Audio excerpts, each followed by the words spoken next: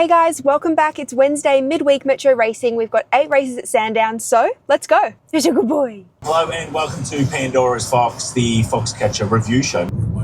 Rosie, you're meeting. Hello, how are you? Very good. Race 1 is a 1,300 metre 2-year-old race. So it's a 2-horse race for me in the mounting yard. I think one of the fillies should win. I liked the 4 Leopard Shark and the 6 Tuzmak. I've actually gone with the 6 Tuzmak just because she's improved the most. Her fitness has really benefited from last start. I think the rising distance is ideal on type. She's quite an athletic, scopy filly, and I really like the improvement she's made. So at the price, I've tipped the 6, but the 4 Leopard Shark looks like a deserving favourite to me. She's rock hard fit and is maintaining her peak condition perfectly. She looks similar to how she did last start when she won. So I think it's a 2-horse race between the fillies, the 4 and the 6. Leopard Shark, 50 to go. Is just in front here. Leopard Shark will just win. Well, we read the 2-year-olds pretty much perfectly. I thought 2 horses could win and the favourites ended up winning Leopard Shark. And my pick of the yard, the value, finished 3rd. So 1st and 3rd in the first race. Race 2 is a 1,300 metre 3-year-old maiden. There was a standout for me in this mounting yard and that was the 11 Perfect Night. She's a filly first up and she looked sensational returning. She's rock hard fit. She's got so much muscle definition over her hindquarters. Nice and bright in the cope, moving particularly well. She was just ticking all the boxes. She was the only one I couldn't fault, whereas a few of the others have some improvement to come. Well, that was extremely disappointing.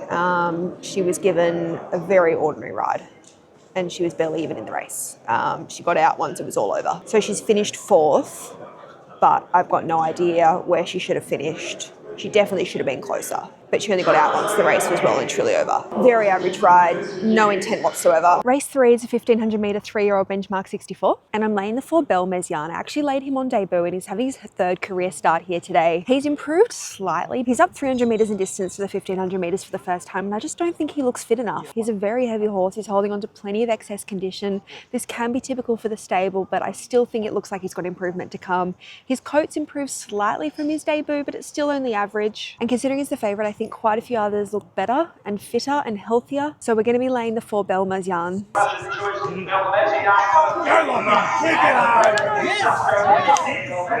Well, got that race very wrong. Our lay of the yard won and our pick of the yard ran last. So the complete opposite result as to what I was hoping for. That's twice now I haven't liked him and twice he's performed well above his looks. So maybe it's just him. Like I said pre-race, the trainers' horses can often look like that. Looked like a fat boy but didn't run like a fat boy. Race 4 is a 1,400 metre benchmark 74 for the fillies and mares. Gone with Terra Lee as my pick of the yard. It's the best I've ever seen her look. She's a mare that doesn't normally look great in the mounting yard, but she's had 5 weeks between runs here, second up, and she's proved a lot from her first up parade. And she looks really good here for her. She's moving well. She's normally a mare that can be a bit stiff and that's normal. She gets a bit sweaty, but that's just her, and it's definitely the thinnest I've seen her look, and she's nice and bright in the coat. Come on, Terra Lee!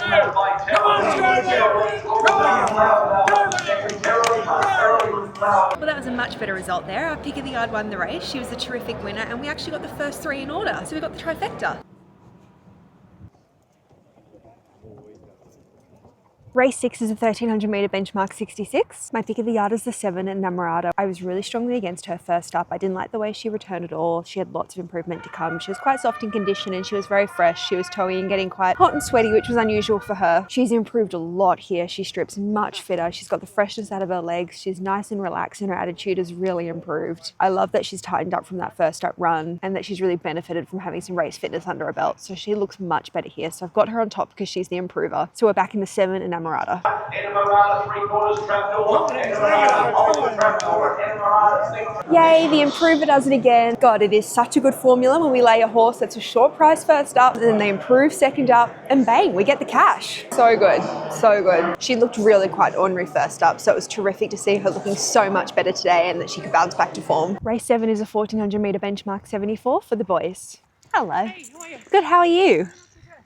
And I'm laying the 5 Test of Love. It's his second start in Australia, and although he won last start on his Australian debut, I didn't see him on that occasion.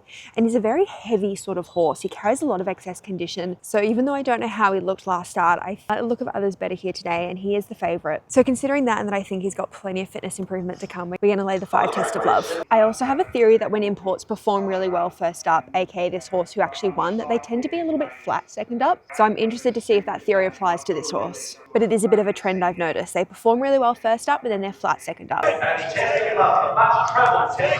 Fuck's sake. Far out. Well, I got him very, very wrong. That was a very impressive win. He's absolutely pissed in. He dropped those. So that was a really poor read from me. He was way too good. So that's made my import second up theory look like a very big fail. Back to the drawing board. That was not good. Jeez Louise.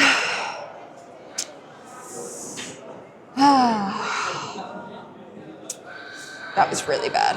Well, that ended up being a very disappointing day betting-wise. Unfortunately, we had the 2 lays and both were unsuccessful. Both won their races, so that's really dire. And we had a couple of picks of the yard win, so that just sort of made it a break-even result in terms of a pick of the yard point of view.